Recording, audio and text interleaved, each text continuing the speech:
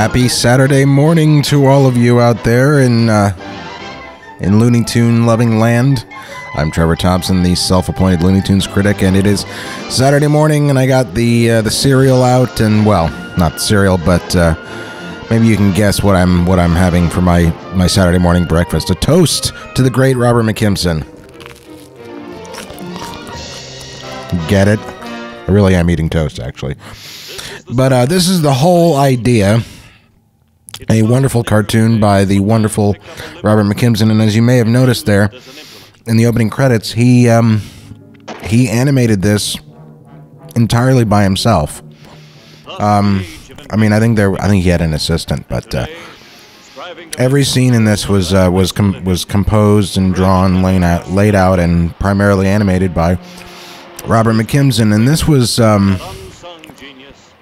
was after the brief. There was a shutdown at Warner Brothers Animation around in 1953, and if I'm not mistaken, Chuck Jones mentions it in his first book, Chuck Amuck, and he says something about how, this is probably a joke, but he said something about how Jack Warner shut down the animation department when he believed that babies, the 3D craze would be such, it would catch on so quickly and be such an inherent part of cinema that babies everywhere would eventually be born with one red retina or one red pupil and one blue pupil, as was the color scheme for the original 3D glasses. Now, I guess you could say he was ahead of his time because 3D is now very profitable, but speaking of 3D, 2D is what this cartoon is. See what I did there? That segue. And only in 2D really could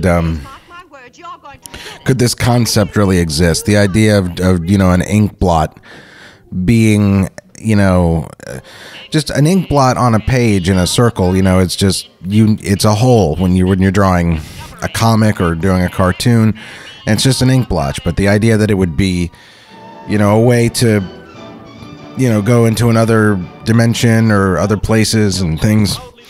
On Wikipedia, I some of these commentaries I do bits of research on these cartoons if I haven't, just to touch up and see what I can remember, stuff that I don't know. And I gotta be honest, I think I find more things that I don't understand or disagree with. There's a line in the whole idea entry on Wikipedia about how this was the last cartoon about black and white sequences, and maybe that means this stuff here.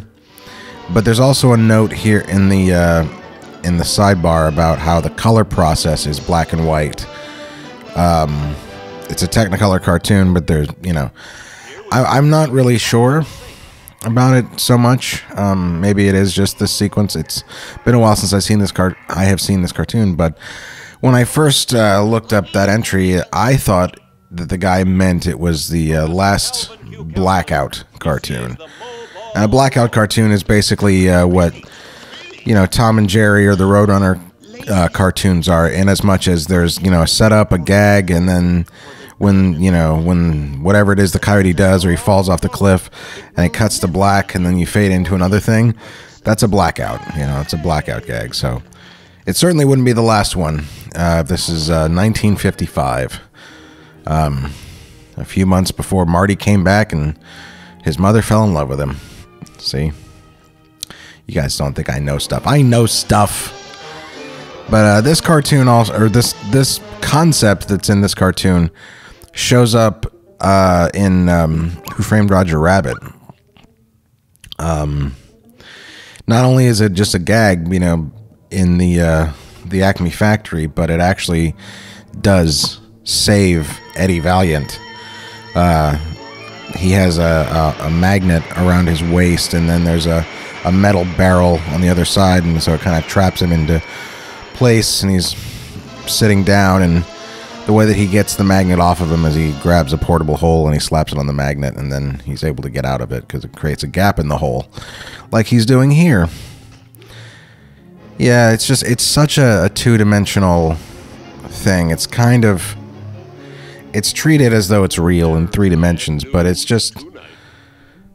feels like such it feels like the kind of thing you could only do with 2 dimensions. I don't know that you could really come up with this in a CG, because so much of the staging of this too is like left to right, and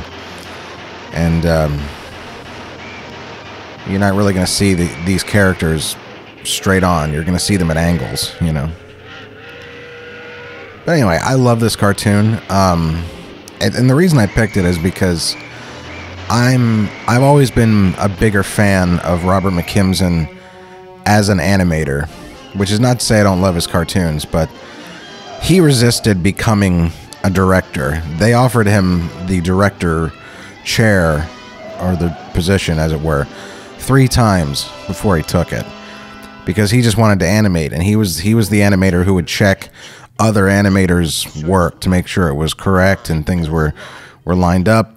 And there's a legend that he increased his ability to animate after he got into a car accident. I don't know what the stats are on that, but the great B. Benaderet, one of 2 uncredited voice actors for this cartoon. Also, Robert C. Bruce played the newsreel narrator. I love that this cartoon was a one-shot cartoon. It was like One Froggy Evening or Feed the Kitty. We never saw these characters again. They were just one and done.